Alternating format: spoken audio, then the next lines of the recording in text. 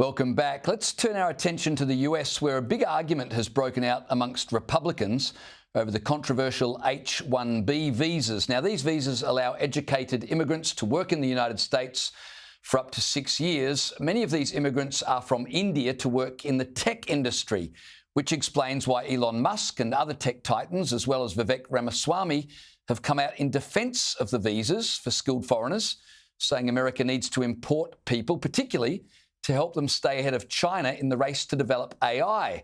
But, of course, the Republican base, well, they just want immigration curtailed, full stop.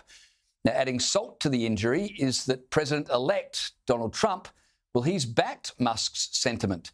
He said, and I quote, "I've always liked the visas. I've always been in favour of the visas. That's why we have them." Joining me now to discuss this is Sky News contributor Prue MacSween. Prue, good evening to you. I'm interested in your take on this saga, but then quickly I want to get to something Vivek Ramaswamy said about education and culture in the United States, which I think might have relevance for parents here in Australia. But just quickly, in regards to this spat now, I guess, between Elon Musk and the rest of the Republican Party, what do you make of it? Is it a storm in a teacup, or is this lefty dreams come true? There's finally a split in MAGA. Well, I think that it was predictable because the disenfranchised, jealous Republicans who don't like the fact that Trump's got cosy with Elon, are going to pick a fight wherever they can.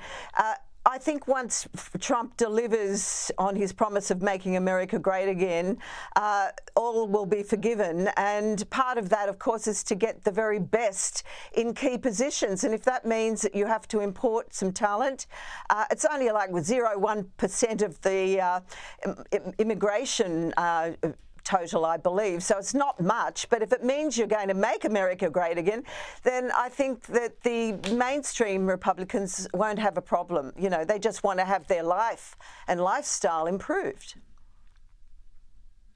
What really interested me in this whole argument were comments from Vivek Ramaswamy, who said, look, we've got to import people from, say, India, because where else are we going to get engineers from? And then he had this to say, which I thought was very interesting. He said, our American culture has venerated mediocrity over excellence for way too long.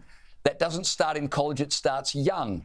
A culture that celebrates the prom queen over the math Olympiad champ or the jock over the valedictorian will not produce the best engineers. What America needs is more movies like Whiplash, fewer reruns of Friends, more math tutoring, fewer sleepovers, more weekend science competitions, fewer Saturday morning cartoons, more books, less TV, more extracurriculars, less hanging out at the mall. Now, this, would you believe it, has created a storm because a lot of Americans are now saying to Vivek, well, we don't want to be like many Asians who, make their kids study all the time and they can never have any fun. On the other hand, Vivek is saying if we want to be a smart country, maybe we should treat our kids' education a little more seriously. What would your take be on that argument? Well, I think, thank God for that man, and I wish we could import him here. I think mediocrity has been totally celebrated in Australia and in America and a lot of the Western countries, and that's why the Asians, in particular, the Asian countries are doing so well.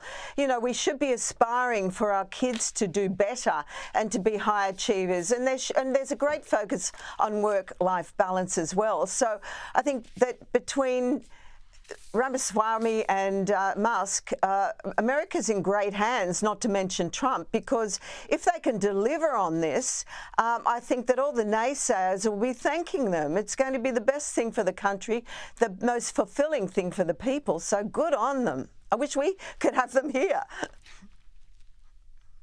Yeah, absolutely. I mean, I'm a parent and I've never sat there and thought, gee, I wish my kids had watched more cartoons when they were young. I do wish they'd read a few more books, though, I got to say.